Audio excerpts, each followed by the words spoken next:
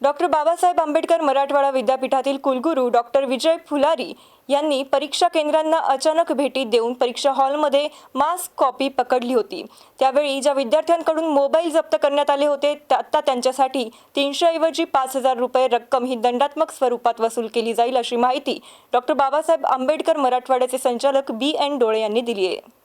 याविषयी अधिक माहिती देताना BN डोळे यांनी सांगितले की ज्या महाविद्यालयामध्ये मास कॉपी प्रकरण आढळून आले आहे अशा विद्यार्थ्यांवर कारवाई करण्यात आलेली आहे।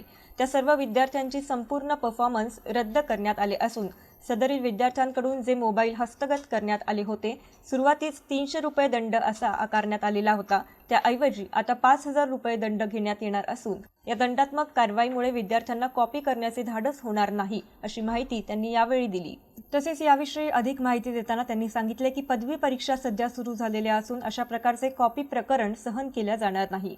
त्यावर विद्यापीठ प्रशासनातर्फे कठोर कारवाई महाविद्यालय तसेच विद्यार्थ्यांवर केली जाईल।